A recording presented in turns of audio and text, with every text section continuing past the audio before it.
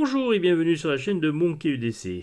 Aujourd'hui on va faire une vidéo à l'ancienne, une vidéo typiquement item de DC. Alors non, je ne vais pas vous parler de l'EDC que je porte aujourd'hui. Ça c'est juste pour vous donner donc un rappel pour commencer cette vidéo. Donc lorsque je porte un EDC au quotidien, quel que soit le jour, la période de l'année, il est constitué, donc le décès près du corps, il est constitué exactement dans le même principe. Donc tous mes fonds de poche sont constitués avec un stylo, quel que soit le stylo, que ce soit un laiton, un inox, un Sharpie comme là, voilà, n'importe quel que soit le stylo, je vais avoir toujours un stylo sur moi. Je vais avoir bien sûr un porte-carte, donc là on est sur un classique porte-carte de chez Gusty Leather, mais bon, je peux avoir différents porte-cartes. Une vidéo sur les différents types de porte-cartes que j'utilise au quotidien sera faite dans les temps qui viennent. Une lampe torche à pile, à recharge, de différents gabarits, généralement quand même des gabarits qui sont des gabarits propres à l'EDC, hein, donc on va pas avoir non plus quelque chose de trop volumineux, style par exemple comme celle-là, hein, ça fait quand même un peu gros pour mettre dans une poche, puis il n'y a pas de clip ceinture, de clip poche je veux dire, ça c'est ma Woodtac 2AS que je suis en train de recharger pour remettre dans mon sac Helicontex, sac que j'utilise pour les randonnées pédestres, puisque je rentre de randonnée pédestre aujourd'hui. Donc j'ai rechargé ma lampe, ça faisait un moment que je ne l'avais pas fait. Donc sinon, en port de poche pour revenir, donc une lampe, celle-ci ou une autre. Une source de feu, donc un briquet-bic, un zippo, et puis là, donc ce style de briquet, la chalumeau, j'aime bien moi ce genre de petit système, puis celui-là, comme je suis occasionnellement fumeur de cigares, il y a un système pour retirer la partie supérieure des cigares pour pouvoir créer un trou d'aération pour fumer le cigare. Pour ceux qui fument le cigare, vous voyez ce que je veux dire. Un couteau pour la table. Donc là, on est sur le classique Sentinelle en Victorinox. Celui-là ou un autre. Un couteau plus classique, un couteau un petit peu plus moderne. Je peux même avoir du Spyderco, ouais, ça m'arrive aussi, pour couteau pour la table. Donc ça dépend un petit peu de mes goûts et de mes humeurs. Là, aujourd'hui, on est sur ce Sentinelle. Et puis donc une montre. Alors là, on est sur la Weezing Smartwatch, voilà. Donc la dernière de chez Weezing, mais bon, ça peut être une Apple Watch, ça peut être une Casio G-Shock, une Casio classique, une Lotus, enfin bon, peu importe. Une montre, généralement la même chose que le couteau. Ça change selon mon humeur, mes nécessités et puis l'assortiment de mes tenues. Puisque le décès près du corps garde quand même une certaine continuité dans l'esthétique. Et puis un Victorinox. Et c'est là où on va en venir. Donc je porte toujours sur moi un 91 mm en Victorinox. Et généralement, un Victorinox, donc là on est sur le Pioneer X. Et pourquoi le Pioneer X? Parce que moi, il y a deux choses que j'utilise beaucoup, enfin trois choses exactement que j'utilise beaucoup sur ce type de produit. Ça va être donc, au cours de ma profession, donc de ceci, la petite scie que j'utilise assez régulièrement. Voilà. Lorsque je suis dans les vignes ou lorsque j'ai besoin de couper certaines petites choses, j'utilise très souvent cette petite scie-là d'appoint. Hein. J'ai bien sûr d'autres scies, mais bon, j'utilise assez régulièrement celle-ci. Et puis, deuxième chose que j'utilise très régulièrement, plusieurs fois par jour, c'est le ciseau. Voilà. Le ciseau que je vais utiliser, si ce n'est que simplement pour me couper les ongles, parce que j'ai souvent les ongles qui peuvent accrocher, ou des choses comme ça dans les sacs. Donc voilà, je coupe les ongles, puis j'ai toujours un bout de ficelle à couper, des choses comme ça. Enfin bon, j'utilise beaucoup le ciseau. Et puis la troisième chose que j'utilise le plus, c'est la lame. Alors pourquoi la lame ? Alors pour ceux qui me suivent depuis très longtemps, j'avais toujours sur moi donc un couteau pour l'alimentaire, donc une lame style comme celle-là, voilà, par exemple, ou un couteau, peu importe. J'avais toujours donc une seconde lame à ouverture rapide à une main, style Spyderco, couteau flipper, enfin des modèles différents, et j'avais toujours un Victorinox 91 dans ma poche. Donc j'ai retiré la deuxième lame, donc c'est ce qu'on appelait la lame outil, et je l'ai remplacée donc tout simplement par la lame du Victorinox. C'est-à-dire que lorsque je dépaquette des paquets ou des choses comme ça, ou des cartons, j'utilise cette lame-là, et bien sûr c'est une lame que je n'utilise pas pour l'alimentaire. Elle n'est utilisée que pour des tâches diverses et multiples. Dépaqueter, couper de la ficelle, voilà, gratter quelque chose, je vais utiliser cette lame-là. Et donc, tout ceci pour vous dire que finalement, le 91 mm de chez Victorinox que j'utilise le plus souvent et qui se retrouve en rotation le plus souvent dans mes poches, c'est ce modèle-là, que je décline en plusieurs finitions. Voilà. Qui, pour moi, se rapproche le plus du Pioneer X, c'est le Victorinox Huntsman, qui, pour moi, dans le type d'utilisation que j'ai, c'est le Victorinox parfait au quotidien. Voilà. Pour ce que j'ai à faire, ça me suffit largement. Alors, pour petit rappel, mais bon, je pense que beaucoup le savent, mais je vous le rappelle, le Victorinox Huntsman est composé comme suit. On va avoir une lame, grande lame. On va avoir un ouvre-boîte petit tournevis. Enfin, ouvre-boîte, je ne vois plus de trop l'utilité, mais bon, le petit tournevis. Voilà, alors on va essayer de faire ça à travers la caméra sans se tailler un doigt. On va avoir le décapsuleur dénu de fil et gros tournevis. On va avoir la petite lame.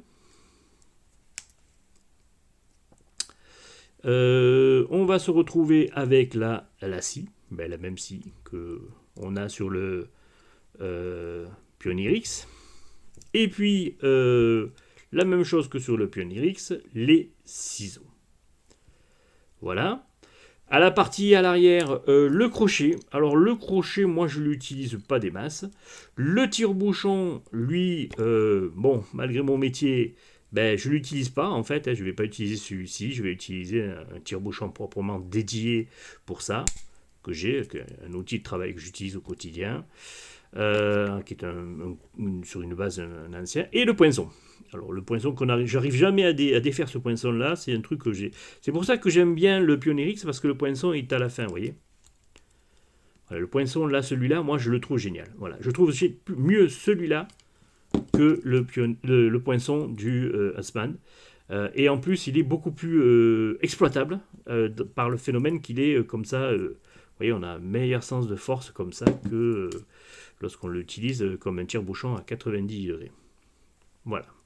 Donc pour rappel, voici les outils que l'on porte dedans. Et pour moi, dans mon utilisation quotidienne, le Huntsman et le Victorinox 91 mm parfait. Je dis bien 91 mm. Parce qu'après, j'ai bien sûr une préférence pour certains Victorinox 111 mm. Mais ça, c'est le sujet d'une autre vidéo. Donc, qu'est-ce qu'on va retrouver ? Simplement, je l'ai décliné en plusieurs coloris. Pourquoi aussi ce Victorinox-là, ce Huntsman plus particulièrement, fait partie de mes préférés et revient régulièrement. Alors, quand je dis régulièrement, c'est-à-dire qu'une ou deux fois par semaine, je vais systématiquement prendre un Huntsman. Je peux être amené à prendre un autre Victorinox 91, style par exemple comme celui-ci, qui est le Spartan. Voilà, je peux aussi utiliser celui-là assez régulièrement, mais il n'y a pas de ciseaux. Et ça me manque. Et il n'y a pas la scie. Et ça me manque. C'est vrai que ce sont les deux outils qui me manquent. Mais bon, des fois, je prends celui-là, lorsque je n'ai pas non plus besoin d'apporter le ciseau pour la journée, je peux me contenter de ça. Mais c'est vrai que régulièrement, et inconsciemment en plus, hein, je le fais inconsciemment, je reviens sur ce Victorinox. Alors pourquoi j'ai une préférence pour celui-là? Ben, tout simplement, inconsciemment, c'est que c'est le premier. Et oui, ça a été le premier que j'ai eu en mes mains. Ça a été le plus ancien, c'était le premier que j'ai toujours eu. J'en ai eu plusieurs de ces modèles-là, j'en ai perdu un ou deux. Et régulièrement, je rachetais un modèle comme ça. Et j'en ai toujours eu. Alors pourquoi j'en ai autant? Ben, parce que c'est un produit que j'aime bien. Et puis c'est surtout que je les répartis un peu partout. Ben, j'en ai dans mes différents EDC, dans mes différents sacs, dans mes différentes configurations, je vais en avoir un. Donc généralement celui-là, il se trouve justement dans le sac là où se trouve cette lampe-là. Donc dans le sac de randonnée. Donc je vais avoir celui-là, qui est de couleur camo vert. Et puis après, je vais avoir celui-là et le noir que j'utilise plutôt en mode urbain, hein, ou semi-urbain, rural mais semi-urbain. Et puis celui-là est dans notre EDC que je laisse dans un sac aussi, et puis il est toujours à demeure là-dedans. Donc voilà pour cette petite vidéo et le Victorinox 91 mm préféré que j'utilise. Alors vous allez me dire, mais le Pioneer c'est pas un Huntsman. Alors je suis d'accord avec vous, mais voilà. Je l'utilise parce que pour moi, le Victorinox Pioneer X, c'est le Huntsman Analox en fait. Voilà. C'est exactement ce qui fait la signature du Huntsman, mais Analox, donc avec le ciseau et la scie. Il n'y a pas la grande lame, enfin il n'y a pas la petite lame, je veux dire, il n'y a que la grande. La petite lame, qui pour moi n'est pas très utile, a été remplacée par contre par le poinçon qui, moi, je trouve beaucoup plus sympa ce poinçon-là. Voilà. Le tire-bouchon, j'en ai pas besoin puisque, comme je vous ai expliqué, j'utilise le tire-bouchon d'un autre, enfin d'un véritable tire-bouchon, donc je n'ai pas besoin de celui-là, donc je ne l'utilise pas. Il y a là-dessus, hein, mais je ne l'utilise pas. Alors, je pourrais prendre par exemple aussi le modèle qui lui est frère ennemi, celui avec le Philips ici, mais je ne sais plus lequel c'est d'ailleurs. Mais par tradition, le Huntsman reste le couteau parce que, comme je vous le rappelais, il y a une valeur sentimentale à avoir ce couteau-là. Voilà pourquoi et quel est le Victorinox 91 mm que je préfère et celui qui revient régulièrement dans mes poches, dans mes sacs. Ça va être ce modèle-là, sous différentes déclinaisons. Peut-être d'autres en reviendront. Hein. Je suis tenté aussi par un modèle wood, le modèle en bois. Hein, voilà, donc certainement qu'un jour, si j'y tombe dessus, ça sera fait. Il me manque peut-être un ou deux coloris. Il me manque un blanc translucide, un tout blanc, peut-être un peu dans ce style-là. Je l'ai comme ça aussi ça se refera peut-être un jour. Hein. Donc c'est vrai que je les collectionne entre guillemets, ces petits modèles-là. Mais je ne me considère pas comme un collectionneur puisque je les utilise tous. Voilà. Enfin,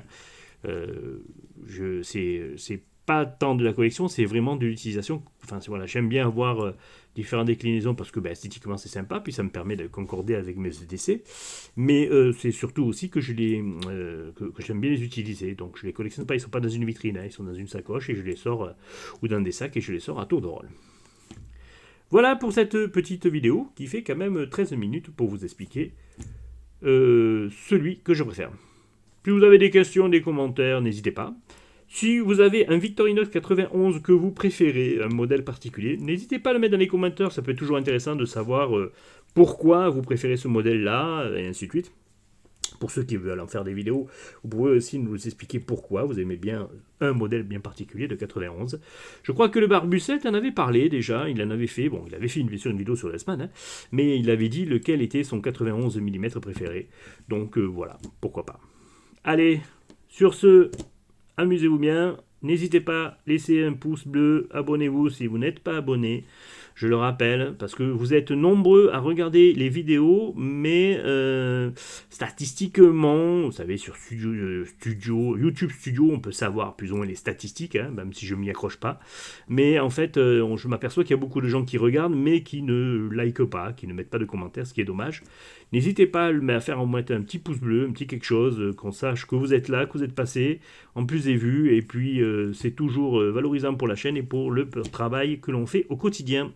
Merci bien, à bientôt.